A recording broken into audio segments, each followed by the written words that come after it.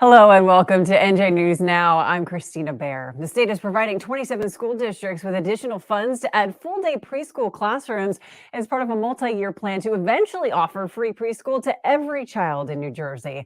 On New Jersey's Laura Jones takes us inside of a Monmouth County elementary school for the big announcement.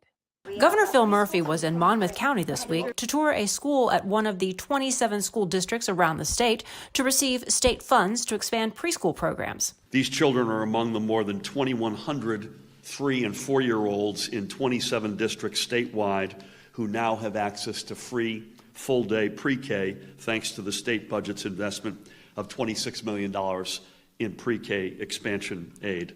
This will serve to better prepare them for kindergarten, as well as help to enhance their social and emotional development. The mayor of West Long Branch joined him for a tour of the Betty McElman Elementary School. While the governor was there, he met with teachers and students and spoke about Phase 1 of the New Jersey Strategic Plan for Preschool Expansion. 27 New Jersey school districts will use state funds to implement full-day preschool programs that have a certified teacher and aide. They will also focus on smaller class sizes and be inclusive for children with special needs. The latest round of preschool funding, $26 million, adds approximately 2,150 preschool seats across the state. When Governor Murphy made preschool expansion a priority of his administration, it allowed the department to take a giant leap forward in the number of high-quality preschool programs provided to students statewide. This year alone, the governor's budget included an increase of $68 million for preschool, including $40 million for new districts to start free, full-day, high-quality programs. Today, through our efforts, we have expanded access to free full-day, high-quality pre-K programming in every single county, and roughly 1 in 3 of New Jersey's estimated 210,000 pre-K eligible students now have a seat waiting for them, paid for by us. Moreover, we are committed to remaining on this path and moving toward our goal of achieving universal access to free, full-day, high-quality pre-K programming for every single young learner in our state. The governor also introduced the New Jersey Strategic Plan for Preschool Expansion, Phase 1, the foundation. The state will partner with the National Institute for Early Education Research at Rutgers with the goal of providing preschool to all 3- and 4-year-old children in New Jersey. The first phase of this plan looks at the state's options and explores what needs to be done in terms of funding, finding facilities, and hiring a workforce. For On New Jersey, I'm Laura Jones. All right, Laura, thanks so much. Well, median household earnings in New Jersey saw a decrease over the past 2 years. According to annual census data, the median household income was just above $89,000 in 2021. That's compared to almost $91,000 in 2019. Now, the last time median household income flatlined or went down was in 2013. A poll from Monmouth University says that just over 1 in 5 adults in the U.S. agree that the pandemic is over. 26% say the pandemic will, quote, end eventually. And according to the poll, 50% of the country feels the pandemic will never be over and will just have to live with it. Well, the midterm election just weeks away, and one of the most watched races in the country is right here in New Jersey. Two-term Congressman Tom Malinowski, a Democrat, is being challenged by former state Senator Tom Kean Jr., a Republican. The two ran against each other 2 years ago, and Malinowski won by just 1 point. Well, going into the summer, analysts were predicting Republican gains in Congress. Patrick Murray, director of Monmouth University's Polling Institute, says not so fast. That has shifted a little bit as we've been talking about over the summer, with particularly with the Supreme Court decisions around abortion and gun control, and as well as the economy, which is going up and down, but the prices have come down a little bit, particularly gas prices, which were the key indicator there. And that's opening the door for some Democrats and making this seat a little bit more competitive than we thought it was going to be. A recent Monmouth poll says economic issues outweigh concerns about rights for midterm voters. Meantime, Senator Bob Menendez is calling on the owners of the payment app Zelle to do more to protect consumers against fraud. This is a big issue. Menendez wants to hold Zelle's operator, Early Warning Services, and the 7 banks that own it accountable. He's calling on the Consumer Financial Protection Bureau to enact tougher guidelines to help protect consumers or defrauded by scammers. Also, a new bill in Trenton could provide money to help small businesses run by disabled veterans. This legislation, sponsored by Senator Steve Oroho, would provide dollars and opportunities to veterans who are injured and are now in the contracting business, or they provide services for government projects. Well, disabled veterans have given, obviously, have sacrificed a lot, and their families. So the idea was, let's make sure that we can give them a helping hand through and help their businesses to succeed. Currently, local government is required to award a minimum of 10% to any contract for construction materials or services to companies owned and operated by members of socially and economically disadvantaged groups. This bill adds disabled veterans to that list. Big news in New Jersey. Netflix has emerged as the lead bidder to purchase land at the former Fort Monmouth Army base, with plans, of course, to build a large production complex. Now, the next few months will include a due diligence period, an examination of the fort, of course, and finalizing economic terms. The deal still has to be approved, though, by the state and local leaders. If it does go through, which is looking like it will, it would be one of the company's biggest film studios in the world, right here in New Jersey. Speaking of Netflix's 7-part series, The Watcher, premieres this Friday. It follows the true story of a married couple who moves into their new Westfield home, and then they start to realize some peculiar things are going on in their new neighborhood. The show stars Naomi Watts and Bobby Cannavale, who is originally from Union City. It all comes back to Jersey. A football player at Red Bank Regional High School is teaming up with his brother. You got to check this story out. 17-year-old quarterback Pierce Olson wanted to find a way for his 15-year-old brother Leo to be part of the team. He has cerebral palsy, but Leo can't walk, so he wouldn't be able to play, of course.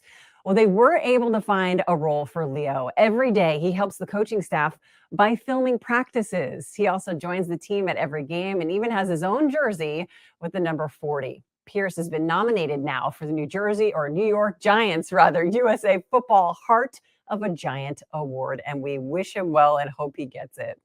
It's been a difficult few weeks for the St. John Vianney football player Aaron Von Treese, who had to undergo surgery after suffering a fractured vertebrae in a game last month. Now, Von Treese said that when he was injured, he couldn't feel anything below his waist. Well, he got a special message from Tampa Bay Buccaneers quarterback Tom Brady, who offered his support. Hey, Aaron, I'm really sorry to hear about what you've gone through, and I know you're super strong and very courageous, and I want to let you know we're all thinking about you. We're wishing you the very best of luck in all that you're going through. We care about you, and we want you to feel great ASAP. So take good care. You have a lot of support. There are a lot of people that love you and care about you, and count us among those people. Take care. Fantastic. I mean, whether you're a Brady fan or not, it's really good to see. Meantime, a GoFundMe page called Prayers for AVT number 18 has raised almost $150,000 for Von Treese and his family. Well, from football to basketball, a player in Camden has signed a sponsorship deal with Nike. One of 5 kids, DJ Wagner, one of the state's best high school basketball players, again, one of 5 athletes to sign with Nike. He was named a 3-time All-State player, averaging almost 20 points a game last season. Just amazing. The deal comes after the NJSIAA passed an NIL proposal that allowed high school athletes to sign sponsorships as long as the schools were not involved. Well, among the other signees, of course, is Bronny James. May sound familiar. He is the son of NBA superstar LeBron James. Well, coming up next, why some people are pushing to add more defibrillators to New Jersey courthouses. You're watching NJ News Now. You can watch this show and more at our channel on New Jersey. Just head to onnj.com and follow us on social media. 2020 felt like a dark tunnel, and while 2020 is over, the impact is not. The pandemic affected both our physical and mental health. We started the Cody Fund for Mental Health to change lives, so we want you to know about NJ211. It's a referral service for anyone in crisis, even children. I'm living proof that there's light at the end of the tunnel. And it's not a train, it's help. It's NJ211. The New Jersey Hall of Fame is coming to you, celebrating our best and brightest, greeting guests along our Garden State Parkway through its 9 service areas. engaging travelers from our terminals to our transit centers, inspiring new generations as we move from town to town, and at New Jersey's hottest red carpet ceremony, inspiring New Jerseyans at our new home at American Dream. It's the New Jersey Hall of Fame, and it's where you want to be because everyone needs a hero.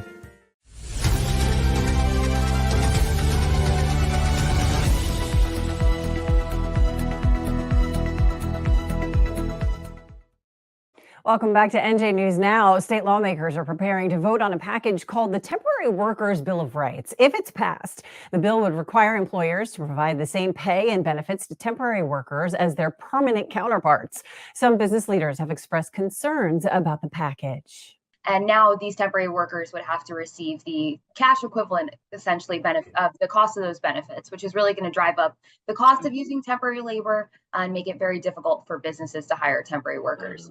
The package is scheduled to be voted on next Monday. Meantime, there's a new push for defibrillators to be mandated on every floor of every courthouse in the state. Leading the charge is Amy Vasquez, who tragically lost her husband, Peter. Geraldine Lawrence, the president of the New Jersey State Bar Association, was on the NJ Morning Show and explained why this mandate is so important. So we're asking that a defibrillator be placed on every floor, that there be signage so everybody understands where it is, and an opportunity for everybody to be trained, for the court personnel to be trained. Right now, the State Bar Association is working with local courthouses to estimate the cost to add these defibrillators. Work has begun on the New Jersey Hall of Fame at American Dream Mall. So excited for this. The 10,000 square foot facility will feature exhibits that showcase over 200 inductees. Attractions will include a Model T owned by inductee Thomas Edison and a hologram karaoke stage featuring some of New Jersey's musical legends. The Hall of Fame is expected to open for visitors next spring. It's the first permanent home for the Hall of Fame, which was established back in 2008. Well, this is exciting too. After being closed for over 2 years, visitors are now able to return to the Statue of Liberty's crown. Manhattan Borough President Mark Levine announced the reopening on Twitter, calling it, quote, another milestone in New York City's comeback. It caps off a gradual reopening of the statue that began in July of 2020 after a temporary closure, of course, due to the COVID-19 pandemic. The only other time the statue's crown was closed was after the 9/11 attacks. Well, the Toms River house used in the classic Amityville horror film, it's on the market for a cool $1.6 million. The four-story home was used, of course, to film the 1979 movie, even though it took place on Long Island. According to the listing, it says that the home has been renovated over the years to include a timeless appeal. Very cool. Well, thousands participated in a series of tug-of-wars across the nearly 500-foot wide Manasquan Inlet, all to raise funds for Make-A-Wish New Jersey. Check out this video. The fourth Manasquan Inlet tug-of-war pitted Manasquan and Point Pleasant Beach against each other. The event has raised $100,000 since 2018. And check this out. Cape May Zoo celebrating the 13th birthday of Tot. Tot is a Brazos monkey, a species endemic to Central Africa. Yeah, those monkeys have like cheek pouches for storing food. Tot lives at the zoo with her brother Fry, 13 years old. The males are much larger than the females, so it's pretty easy to pretty much tell them apart when they're together. Despite her size, Tot has a big personality. Very cute. Thanks for watching. I'm Kristina Behr. We'll see you next time.